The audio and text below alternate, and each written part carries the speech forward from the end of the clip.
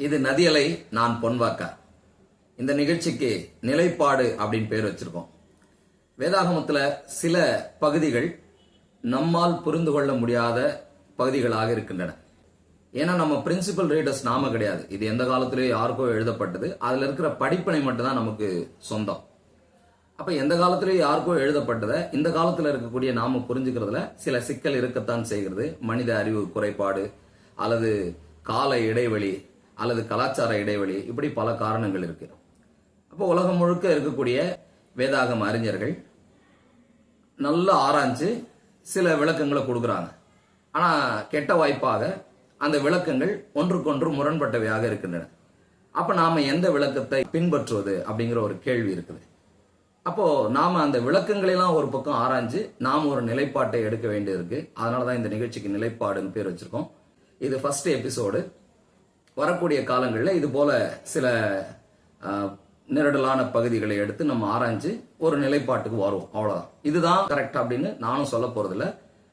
நாம சில ஆய்வுகளை செஞ்சு இது சரியா இருக்கிறதா தோன்றத உங்களுக்கு வைக்கிறோம். அவ்வளவுதான். வாங்க நிகழ்ச்சிக்குள்ள போகலாம். இன்னைக்கு நாம எடுத்திருக்கிற பகுதி என்னன்னு சொன்னா, ஆதியாகமம் 6ஆம் அதிகாரம் 4ஆம் வசனத்துல தேவகுமாரர் அப்படிங்கிற அந்த பதம். இந்த தேவகுமாரர் யாரு அப்படின்னும் போது 3 வியூ இருக்கு.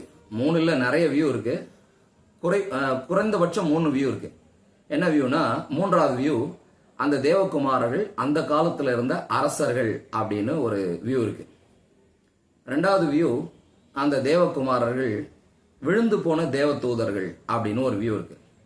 1வது வியூ, நான் ரிவர்ஸ்ல இருந்து வர்றேன். 1வது வியூ அந்த தேவகுமாரர்கள் சொல்லப்படுற அவங்க சேத்தனுடைய வழிமரபினர் அப்படின்னு ஒரு வியூ இருக்கு. இதை தாண்டி இன்னொருத்தர் ஒரு புது வியூ கொடுக்கிறாரு. என்னன்னா, அந்த காலத்துல இருந்த அரசர்கள் தான் அந்த தேவகுமாரர்கள். ஆனால் அரசர்கள் என்கிற அந்த மனித உடலில விழுந்து போன தேவ தூதர்கள் ஆதிக்கம் செலுத்தி அவங்க ஒரு விதமா செயல்பட்டதுனால அவர்களுக்கு பிறந்த குழந்தைகள் வந்து ராட்சதர்களா மாறிட்டாங்க அப்படின்னு ஒரு வியூ இருக்கு. இப்படி இது துணை வியூக்கள் நிறைய போகும். நான் எந்த வியூவை பின்பற்றேன் அப்படின்னு சொன்னா, தேவகுமாரர்கள் என்பவர்கள் மனித சந்ததி தான், அதாவது சேத்தினுடைய வழிமரபினர் தான் அப்படிங்கிறத அந்த நிலைப்பாட்டுக்கு நான் வந்துட்டேன். ஏன்? அதுதான் இந்த விஷயம். அதுதான் இந்த வீடியோவில் சொல்ல போறேன். 3:15 ஆதியாகமம் 3:15 ஆண்டவர் ஒரு தூய்மையான ஒரு லினேஜ், ஒரு வம்ச வழி, அந்த நூல் இழை, வேதாகமத்துல பொன்னிழைன்னு சொல்லுவாங்க. நீங்க எந்த பகுதியை படிச்சாலும் ஆதியாகமம் 3:15 சொல்லப்பட்ட ஸ்திரீயின் வித்தோட கனெக்ட் ஆகணும்.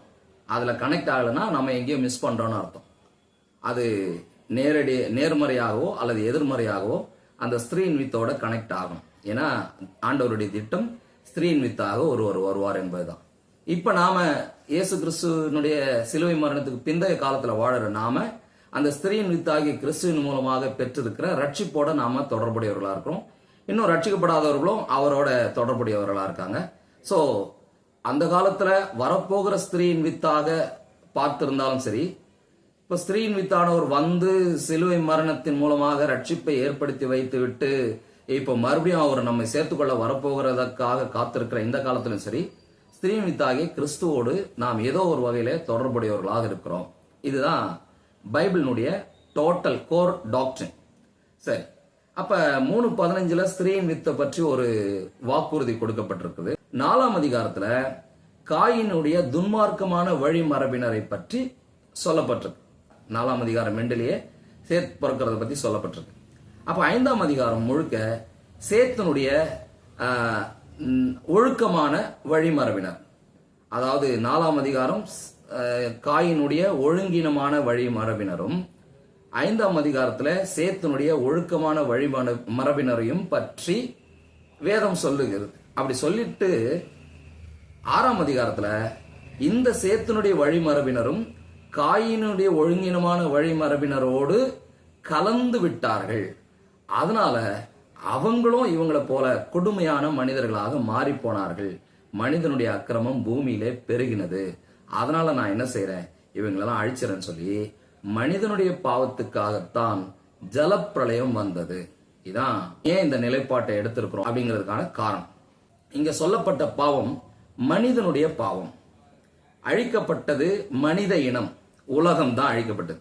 அந்த 6ஆம் அதிகாரத்துல பாத்தீங்கன்னா அவன் மாம்சம் தானே, மனுஷனுடைய இதயம், அப்புறம் அக்கிரமம், அவன் பூமியில இருக்கக்கூடியது இருக்க போறது இன்னும் ஒரு 120 வருஷம் தானே அப்படின்னு சொல்லி தேவனுடைய நியாய தீர்ப்பு முழுக்க மனிதனை சார்ந்தே இருக்கிறது.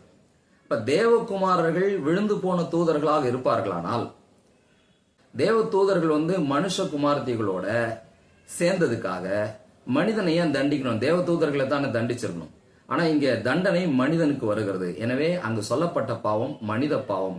எனவே தேவகுமாரர்கள் என்று சொல்லப்பட்டது தேவனுக்குரிய பரிசுத்த ஜனமாகிய சேத்தனுடைய சந்ததி தான் அப்படிங்கிற ஒரு முடிவுக்கு நாம வர்றோம். அப்படி வரும்பொழுது வேதத்துல அந்த இடத்துல மட்டும் இல்ல, அதுதான் ஸ்டார்டிங், அதான் பிகினிங். தூய்மையான மனிதர்கள் தூய்மையற்றவர்களோடு, தேவனுடைய பிள்ளைகள் தேவனுடைய பிள்ளைகள் அல்லாதவர்களோடு திருமண உறவிலே கலக்கக்கூடாது. 2 கொரிந்தியர்லயும் அதான் பார்க்கிறோம், அப்புறம் உபாகமத்திலையும் அதான் பார்க்கிறோம். இப்படி வேத புத்தகம் முழுக்க தேவனுடைய பிள்ளைகள் தேவனை வணங்காதவர்களோடு திருமண பந்தத்திலே கலக்கக்கூடாதுங்கிறது நமக்கு ஒரு எச்சரிப்பு. இதுதான் ஃபர்ஸ்ட் இன்சிடென்ட். ஓகே, 2வது, அப்போ இவங்க சொல்றது என்னன்னு சொன்னா, அந்த தேவகுமாரன்ற பதம் தேவ தூதர்களுக்கு பயன்படுத்தப்பட்டிருக்கு, யோபுல பயன்படுத்தப்பட்டிருக்கிறது அப்படிலாம் சொல்லுவாங்க. எஸ், யோபுல பயன்படுத்தப்பட்டிருக்கிறது இல்லைன்னா சொல்லல. ஆனா இந்த இடத்துல கான்டெக்ட் தான் நம்ம பார்க்கணும். 4ஆம் அதிகாரம் காயினுடைய துன்மார்க்க சந்ததியும், 5ஆம் அதிகாரம் சேத்தனுடைய நல்ல சந்ததியையும் பற்றி பேசிட்டு 6ஆம் அதிகாரத்துல ரெண்டும் கலந்தது பாவம்னு சொல்றது ரொம்ப அழகா கான்டெக்ட் அப்படியே வருது இல்லையா? சரி, இப்போ இன்னும் சில பேர் என்ன சொல்றாங்கன்னா, இது ஒரு என்னது ராஜாக்கள் அப்படின்னு சொல்றாங்க. இங்க பவர் சார்ந்த தண்டனை எதுவும் இல்ல, பாலியல் ஒழுக்கக்கேடு சார்ந்த தண்டனை தான். அதனால 3வது வியூ நம்ம டோட்டலா ரிஜெக்ட் பண்ணிடலாம். 2வது வியூ தான் நம்மளோட கொஞ்சம் முரண்படுது. அவங்க என்ன சொல்றாங்கன்னா, பாருங்க யூதாவுல கூட இதை பத்தி எழுதியிருக்கு அப்படின்றாங்க. அந்த யூதா பகுதியை நான் படிக்கிறேன். யூதா நிருபம் 6ஆம் வசனமும் 7ஆம் வசனம், யூதால ஒரு அதிகாரம் தான் இருக்கு இல்லையா? தங்களுடைய ஆதி மேன்மையை காத்து கொள்ளாமல் தங்களுக்குரிய வாசஸ்தலத்தை விட்டுவிட்ட தூதர்களையும் மகா நாளின் நியாய தீர்ப்புக்கென்று நித்திய சங்கிலிகளினாலே கட்டி அந்தகாரத்தில் அடைத்து வைத்திருக்கிறார். சோ ஆதி மேன்மையை அவங்க விட்டுட்டாங்க அப்படிங்கறதானே தவிர, ஆதி மேன்மையை விட்ட தூதர்கள் யாரு? லூசிபரோட தள்ளப்பட்டவங்க தான். அதுக்கப்புறம் ஒரு முறை அந்த மாதிரி நடந்துச்சு அப்படின்னு இந்த வசனம் சொல்லல. புரியுதுங்களா? ஆதி மேன்மை விட்டு தூதர்கள், அதுதான் அங்க பாவம். தேவன் எங்க வச்சிருந்தாரோ அந்த இடத்தை விட்டு விட்டார்கள் என்பதுதான் பாவம். அப்புறம் 7ஆம் வசனம், அப்படியே சோதோம் கொமோரா பட்டணத்தார்களும் அவைகளை சூழ்ந்த பட்டணத்தார்களும் அவர்களை போல், இந்த போல்ன்றது ரொம்ப முக்கியம், அந்த விபச்சாரம் பண்ணி அப்படின்னு, அவர்களை போல் விபச்சாரம் பண்ணி அந்நிய மாம்சத்தை தொடர்ந்து நித்திய அக்னியின் ஆக்கினையை அடைந்தார்கள் அப்படின்லாம் சொல்லப்பட்டிருக்கு. இப்ப என்ன விஷயம்னா, எப்படி தேவ தூதர்கள் தங்களுடைய ஆதி மேன்மையை தக்க வைத்துக் கொள்ளாமல் விழுந்து போனார்களோ, அதே போல சோதோம் கொமோரா பட்டணத்தார்களும் தங்களுக்கு தேவன் வைத்த அந்த ஒழுக்கத்தை விட்டு விட்டார்கள் என்பதுதான் இங்க விஷயமே தவிர, அவங்க செஞ்ச அதே பாவத்தை இவங்க செஞ்சாங்க அப்படின்னு அர்த்தமாகாது. அப்படி அர்த்தமாச்சுன்னா தேவ தூதர்கள் ஆவிகளாக இருக்கிறார்கள், பணிவிடை ஆவிகளாக இருக்கிறார்கள். எபிரேயர் 1:14. அப்ப ஆவிகளா இருக்கக்கூடிய தேவ தூதர்களும் மாம்சத்தில் இருக்கக்கூடிய மனித பெண்களும் செய்தார்கள், ஏதோ ஒன்று செஞ்சாங்க இல்லையா? அப்ப அதே மாதிரி இங்க சோதோம் கொமோரால நடந்துச்சு. சோதோம் கொமோரால நடந்தது ஹோமோசெக்ஸ், அதுதான் அங்க நடந்துச்சு. அப்ப அவர்களை போலன்னு சொன்னா தேவ தூதர்களை போல இவங்க செய்யல. அப்ப என்ன விஷயம்னா, அது பாவத்தினுடைய சிமிலாரிட்டியை காட்டாம தங்களுடைய நிலையை தக்க வைத்துக் கொள்ளாமை, அதுல இருக்கக்கூடிய ஒற்றுமையை தான் இது காட்டுது அப்படின்னு நம்ம சொல்லலாம். 2 பேதுருல சொல்லப்பட்டது டோட்டல் வேற, அது இதுல போட்டு குழப்பிக்க வேண்டாம். அங்க அது இந்த லெங்க்தியா போயிரும்ன்றதுக்காக அதையும் நான் ஸ்கிப் பண்ணிடுறேன். நீங்க கண்டிப்பா அது இந்த கான்டெக்ட்ல நமக்கு தேவைப்படாது. நம்ம வேணும்னா இது கண்டிப்பா ஒரு ஆர்குமெண்ட் போகும், பதில் வீடியோ போடும்போது நம்ம போடலாம். சோ எது எப்படி இருந்தாலும் தேவ தூதர்களுக்கு திருமண பந்தம் கிடையாது. இயேசுவானவர் மத்தேயு 22:30 சொல்லி இருக்கிறார், அவர்கள் பரலோகத்துல தேவ தூதர்களை போல இருப்பார்கள். அதாவது திருமண உறவு என்பது தேவ தூதர்களுக்கு கிடையாது என்பது அந்த வசனத்தின் மூலமாக இயேசுவானவர் சொன்ன விஷயம்.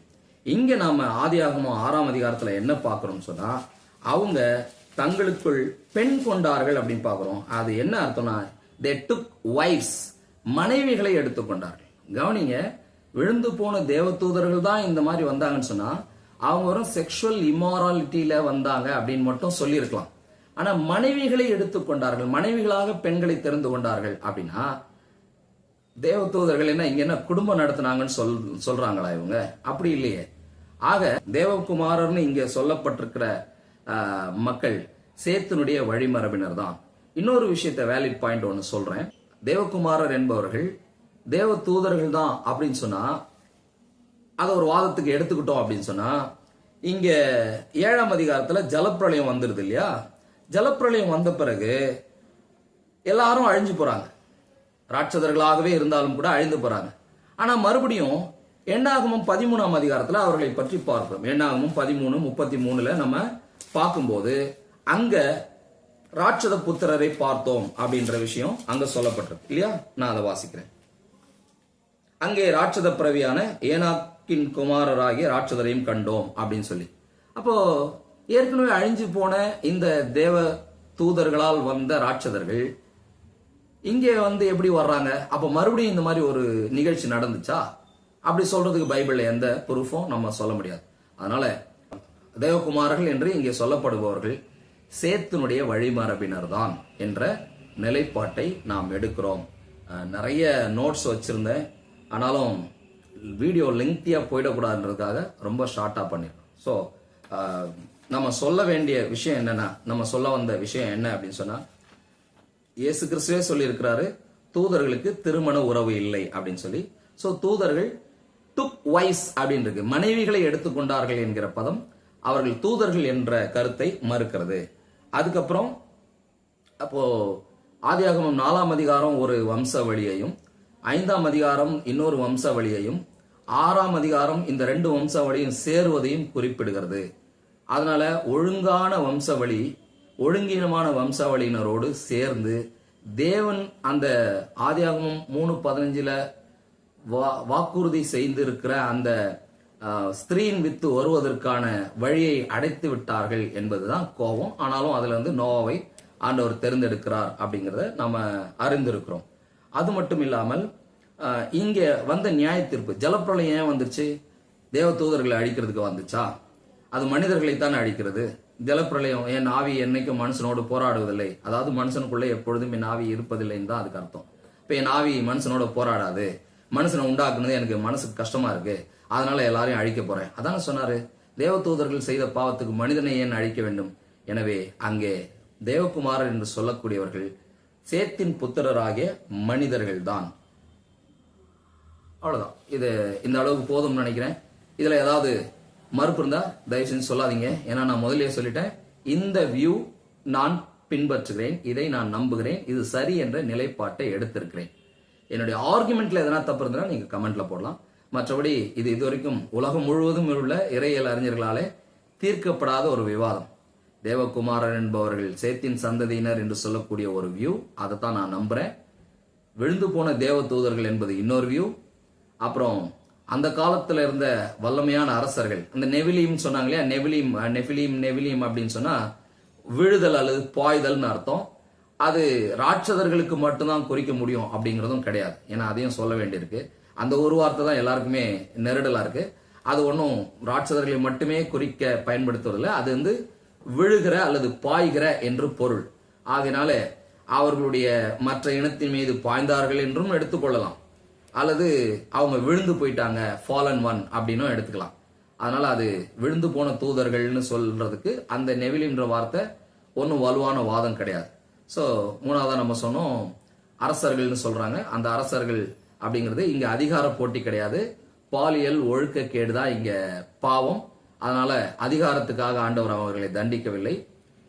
இன்னொரு விஷயத்தை நான் சொல்லி முடிக்கிறேன், ஏன்னா அந்த இடத்துலயே அப்படி இருக்குது. அதை சொல்லி முடிச்சாதான் நமக்கு சரியா இருக்கும்.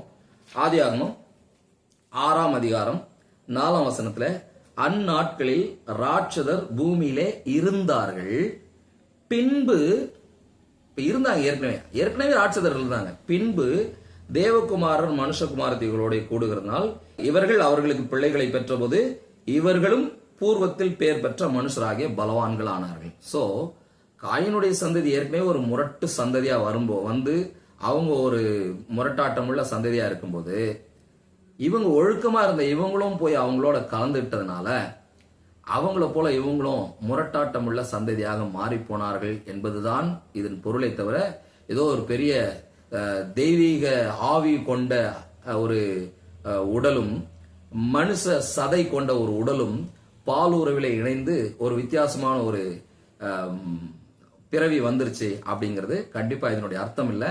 ஏனென்றால் படைப்பின் தொடக்கத்திலேயே ஆதியாகமம் முதல் அதிகாரத்திலேயே ஒவ்வொன்றும் அதனதன் வகையிலேயே தான் இனப்பெருக்கம் செஞ்சு கொண்டு வரும் அப்படின்னு தான் ஆண்டவர் சொல்லியிருக்கிறாரு. இந்த கிரியேஷன் ஆர்டருமே இங்க டிஸ்பியூட் ஆகும். அதனால தேவகுமாரர்கள் என்பவர்கள் விழுந்து போன தேவ தூதர்கள் என்று ஏற்றுக்கொள்வதை விட அவர்கள் சேத்தின் சந்ததியார் என்று ஏற்றுக்கொள்வதே சரியான நிலைப்பாடாக இருக்கும் என்ற முடிவுடன் இந்த வீடியோவை நிறைவு செய்கிறேன். நன்றி.